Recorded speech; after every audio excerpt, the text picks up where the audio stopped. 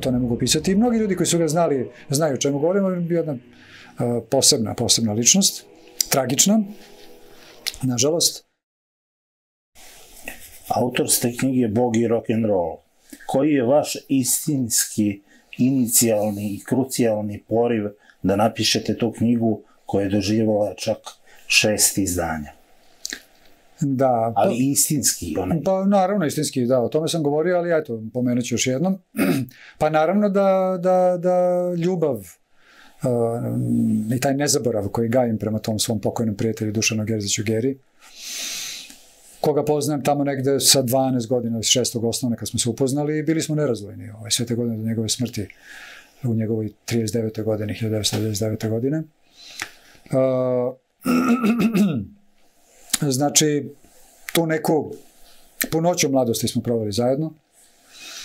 Neki put smo bili nerazdvojni, neki put nas je život razdvajao. Bivalo je kad po nekoliko godina se nismo viđali, ali to nije ništa zapravo moglo da naruši tu neku dubinsku ljubav koju ja vjerojatno nikad neću više imati prema ljudskom biću. Jer to je bilo nešto specifično, to ne mogu opisati. I mnogi ljudi koji su ga znali, znaju o čemu govorimo, je bio jedna posebna ličnost, tragična, nažalost, ali je imao tu neko srce koje se retko sreće, u koje kad se zaljubiš ne možeš da ga nikada više osjećaš. Naravno, to je bila prijateljska ljubav, ne nikakva homoseksualna ili bilo šta.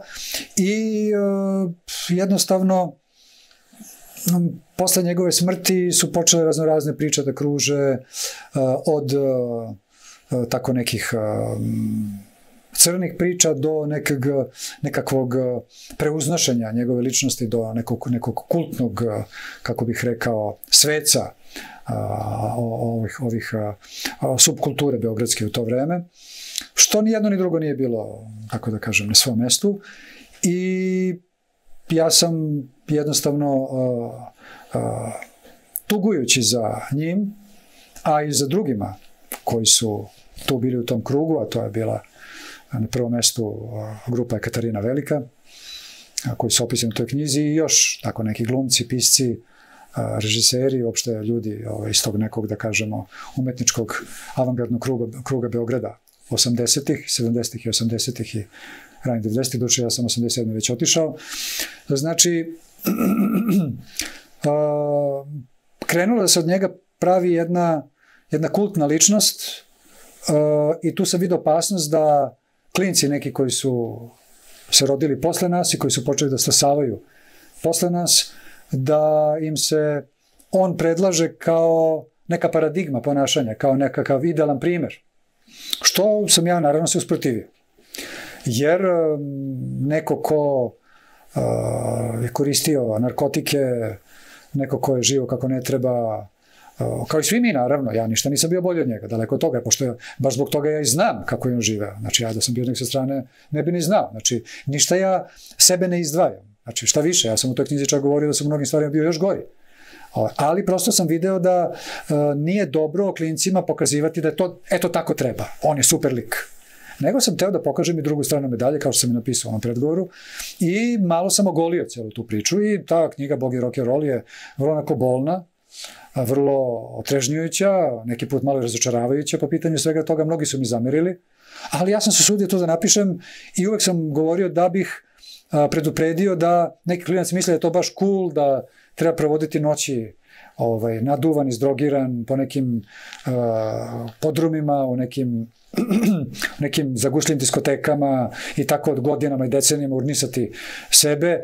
I ne samo sebe kao zdravlje, nego i to su sve bili ljudi sa velikim umetničkim talentima. To su ljudi bili pesnici, muzičari, slikari.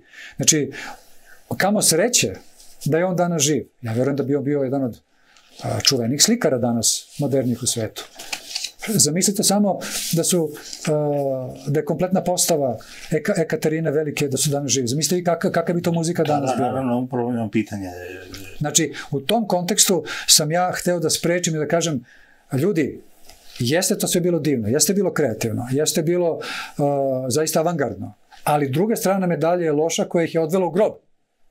I zbog toga sam tako ogoljeno i tako možda malo ružno u jednom trenutku to napisao, ne bi li dao do znanja da umetnost, narkomanija, jedna desperacija, jedno s drugim ne treba da ide.